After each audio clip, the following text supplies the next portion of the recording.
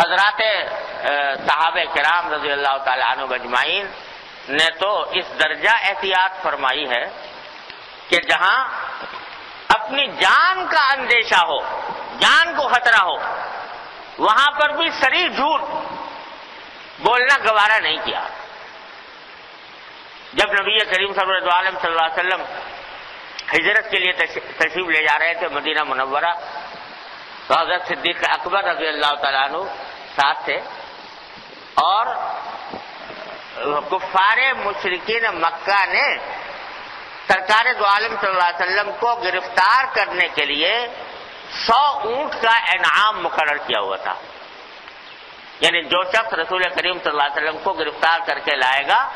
اس کو ہم 100 اونٹ انعام دیں گے، یہ اعلان کر رکھا تھا۔ اور اس زمانے میں 100 اونٹ آج بھی اگر فرض کرو 100 اونٹ کی قیمت لگاؤ تو کروڑوں سے اوپر، کئی کروڑ بنتی ہے، وہ قیمت لگائی ہوئی تھی انہوں نے۔ اور ہر شخص جو حضور کے دشمن تھے وہ چاروں طرف پھیلے ہوئے تھے کہ کسی طرح ہم حضور کو پکڑ لیں اور یہ انعام حاصل کریں۔ ایسے موقع پر حضرت صدیق اکبر فرماتے ہیں کیونکہ میں ساتھ جا رہا تھا سرکار دو عالم صلی اللہ علیہ وسلم کے، لہذا ساری ذمہ داری کا بوجھ ان کے اوپر تھا کہ کہیں ایسا نہ ہو کہ کسی طرف سے کوئی دشمن آ جائے سرکار دو عالم صلی اللہ علیہ وسلم کو کوئی نقصان پہنچا دے۔ تو فرماتے ہیں کہ کبھی میں آگے چلتا تھا حضور کے، کبھی پیچھے چلتا تھا، کبھی دائیں چلتا تھا، کبھی بائیں چلتا تھا کہ کہیں اس طرف سے کوئی دشمن نہ آ جائے۔ تو چلتے چلتے آگے ایک شخص مجھے ملا جو مجھے جانتا تھا، حضرت صدیق اکبر کو جانتا تھا، حضور کو نہیں جانتا تھا۔ تو اس نے پوچھا حضرت صدیق اکبر سے کہ یہ آپ کے ساتھ کون ہے؟ اب اگر بتا دیتے ہیں کہ یہ محمد رسول اللہ صلی اللہ علیہ وسلم ہے تو اندیشہ ہے پتہ نہیں یہ دشمن سے خبر پہنچ جائے اور آپ کو کہیں گرفتار نہ کر لیا جائے، یہ اندیشہ تھا، خطرہ ہے اس بات کا کہ اگر بتا دیں گے تو راز کھل جائے گا، اور نہیں بتاتے تو جھوٹ۔ حالانکہ ایسے موقع پر جان بچانے کے لیے صریح جھوٹ بولنے کی بھی اجازت ہے شرعاً، جبکہ جان کا خطرہ ہو تو جان کو خطرے سے بچانے کے لیے صریح جھوٹ کی بھی اجازت ہے، صحیح بات یہ ہے۔ لیکن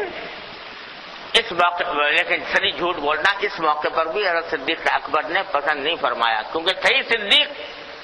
صدیق کیا مانا؟ بہت سچا، تو سچائی تو ان کا ترے امتیاز تھا، اس واسطے جھوٹ بولنا گوارا نہیں تھا۔ تو کیا جملہ فرمایا کہ ہادن یہدین السبیل، کہ یہ میرے رہنما ہیں، مجھے راستہ دکھاتے ہیں، مجھے رہنما ہیں جو مجھے راستہ دکھاتے ہیں۔ اب وہ سمجھنے والا تو یہ سمجھا کہ راستے سے مراد یہ سفر کا راستہ ہے، وہ دکھاتے ہیں، لیکن حقیقت میں مراد یہ تھی کہ مجھے دین کا راستہ دکھاتے ہیں، ایمان کا راستہ دکھاتے ہیں۔ تو ایسا جملہ بولا کہ جس میں صریح جھوٹ نہ ہوا، جہاں جان کا خطرہ لاحق تھا، جان کے لالے پڑے ہوئے تھے، وہاں پر بھی کوئی کلمہ ایسا جو واقعے کے خلاف ہو زبان سے نکالنا گوارا نہیں فرمایا حضرت صدیق اکبر رضی اللہ عنہ نے اور صحابہ کرام نے۔ لہذا یہ جو ہم بے خیالی میں اور بے سمجھے بوجھے کلمات منہ سے نکال دیتے ہیں، یہ بھی جھوٹ کے فہرست میں آتے ہیں اور ان کے اوپر بھی بڑا گناہ کا بڑا سخت اندیشہ ہے۔ ایک اور واقعہ حدیث میں آتا ہے کہ ایک خاتون ہیں، وہ بیان کرتی ہیں کہ میں حضور اقدس نبی کریم صلی اللہ علیہ وسلم کے پاس اپنے بچے کو لے کر گئی تھی، تو اس بچے کو میں نے حضور کے سامنے یہ کہہ دیا کہ آؤ بیٹا ہم تمہیں کوئی چیز دیں گے، جیسے بچے کو بہلانے کے لیے کو کہہ دیا جاتا ہے۔ تو اس بچے کو بہلانے کے لیے میں نے کہہ دیا آؤ بیٹا ہم تمہیں کوئی چیز دیں گے۔ حضور اقدس صلی اللہ علیہ وسلم نے فوراً اس کا نوٹس لیا اور ان سے پوچھا کہ یہ بتاؤ کہ واقعی کچھ دینا چاہتی تھی کہ نہیں، کوئی ہے چیز تمہارے پاس دینے کو یا نہیں؟ تو انہوں نے عرض کیا کہ یا رسول اللہ میرا ارادہ یہ تھا اور میں اسی لیے بلایا تھا کہ میرے پاس ایک کھجور ہے، وہ کھجور ان کو دینے کا ارادہ تھا۔ آپ نے فرمایا کہ اگر واقعی ارادہ تھا تب تو بے شک یہ بات تمہارا کہنا درست تھا، صحیح تھا، لیکن اگر تمہارا ارادہ نہیں تھا اور تم نے ایسے ہی بچے کو بہلانے کے لیے ہی کہہ دیا تھا تو یہ جھوٹ ہے، یہ بھی جھوٹ ہے، اور یہ تمہارے نامہ اعمال میں جھوٹ کے طور پر لکھا جائے گا۔ تو یہ سرکار دو عالم صلی اللہ علیہ وسلم نے ان چھوٹے چھوٹے جزیات کے اندر بھی اس بات کا اہتمام کرنے کا حکم فرمایا کہ یہاں بھی کوئی بات ایسی نہ نکلے جو واقعے کے خلاف ہو، اور حل اس کا وہی ہے جو پچھلے مرتبہ عرض کیا تھا کہ حضرت علماء صلی اللہ تعالیٰ وسلم فرماتے ہیں کہ عادت اس کی ڈالو کہ جب زبان سے کوئی بات نکالنے لگو تو ذرا سوچ لیا کرو کہ یہ بات کہنے کی ہے یا نہیں، یہ اس میں کوئی بات خلاف واقعہ تو نہیں ہو جائے گی۔ اللہ، اسی طرح مذاق میں بعض اوقات مذاق کر رہے ہیں دوست، اب آپ بیٹھے ہوئے ہیں، دل لگی ہو رہی ہے اور اس دل لگی میں کوئی جھوٹی بات کہہ دیتے، تو حدیث میں رسول کریم سرور دو عالم صلی اللہ علیہ وسلم نے اس کے بارے میں بھی فرمایا کہ ویل کا لفظ استعمال فرمایا کہ بڑی خرابی ہے، تباہی ہے اس شخص کی جو صرف اس لیے جھوٹ بولے کہ کچھ لوگ ہنس پڑیں گے اس کی وجہ سے، محض لوگوں کو ہنسانے کے لیے اور ان کے ساتھ مذاق کرنے کی خاطر کوئی آدمی جھوٹ بولے تو یہ فرمایا ویل ہے اس کے لیے، تباہی ہے، بربادی ہے اس کے لیے، یہ الفاظ فرمائے نبی کریم صلی اللہ علیہ وسلم۔ ہم بسا اوقات مجلسوں میں بیٹھتے ہیں، ہنسی مذاق ہو رہا ہوتا ہے اور اس ہنسی مذاق میں کوئی بات منہ سے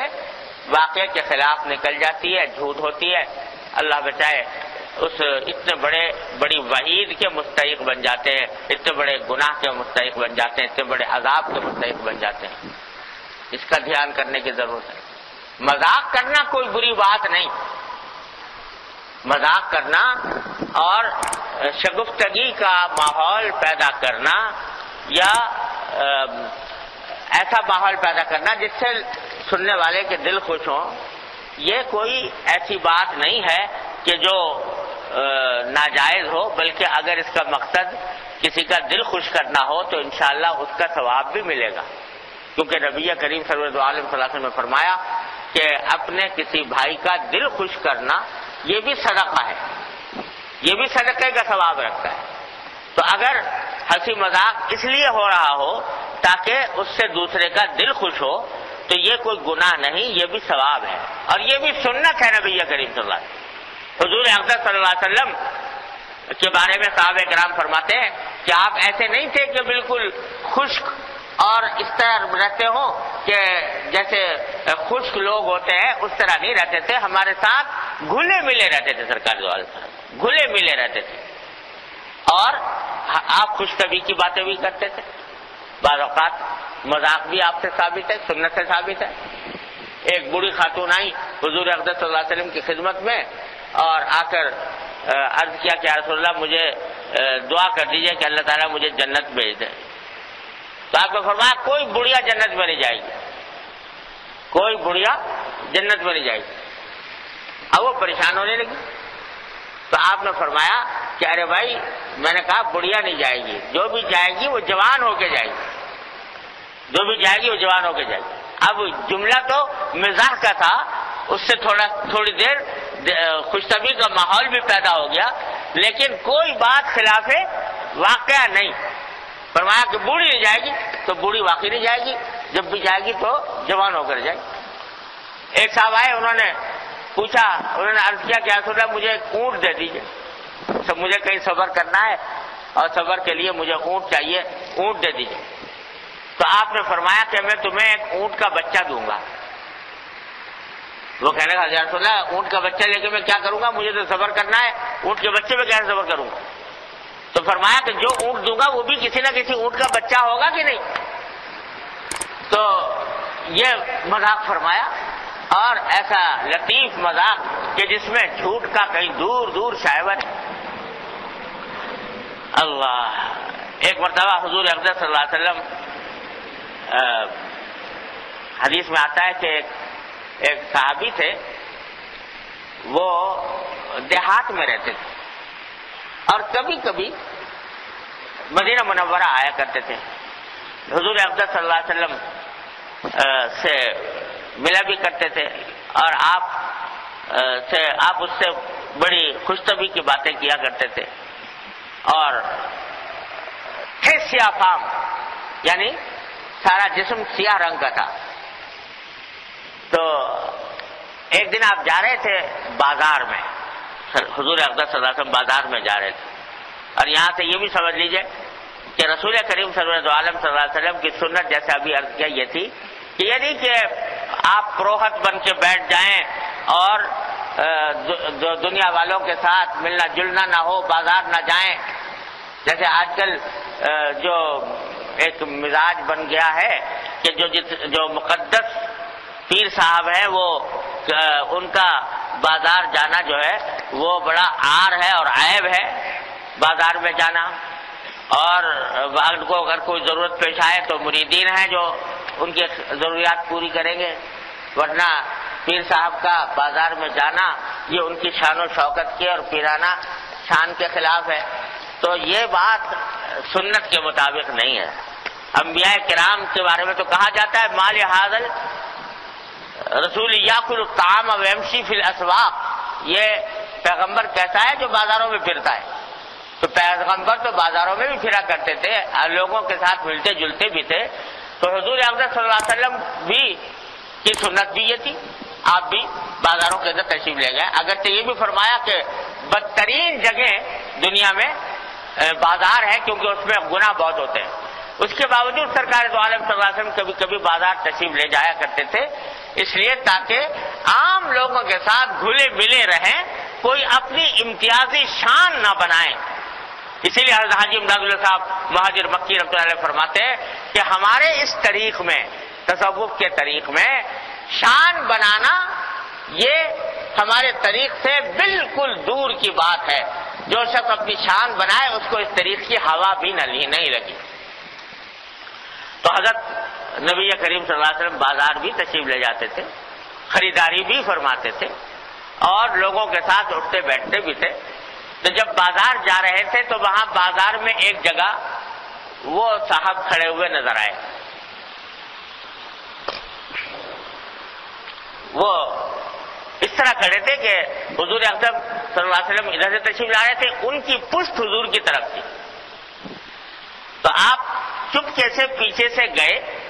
اور جا کر ان کی کولی بھری اور ان کی آنکھوں پر ہاتھ رکھ لیے اور آواز لگائی من یشتری ھذا العبد منی، بھائی کون ہے جو یہ غلام مجھ سے خریدے، کون ہے جو غلام مجھ سے خریدے۔ اب وہ انہوں نے آواز سنی کہ نبی کریم صلی اللہ علیہ وسلم کی آواز ہے، تو وہ تو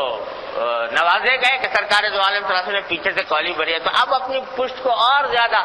اپنی کمر کو سرکار دو عالم صلی اللہ علیہ وسلم کے ساتھ لگا رہے ہیں اور کہہ رہے ہیں کہ اذن تجدنی یا رسول اللہ قاصدا، یا رسول اللہ اگر آپ مجھے بیچیں گے تو مجھے تو آپ بہت کم قیمت پائیں گے، بہت سستا پائیں گے، یعنی لوگ جو ہے کوئی مجھ سے رغبت کے ساتھ سے خریدے گا، اس واسطے کہ میں کالا ہوں اور کالے کو کون خریدے گا۔ تو آپ نے جواب فرمایا ولکنک عند اللہ لست بکاسد، لیکن اللہ کے نزدیک تم کاسد نہیں، کم قیمت نہیں ہو، تم بہت گراں قیمت ہو۔ تو اس طرح صحابہ کرام کے ساتھ ہنسی بھی ہے، مذاق بھی ہے، دل لگی بھی ہے، شگفتگی بھی ہے، لیکن متانت کے دائرے میں ہے اور کسی جگہ پر بھی جھوٹ کا کوئی شائبہ نہیں آ پاتا۔ حضور اقدس صلی اللہ علیہ وسلم کی سنت یہ ہے۔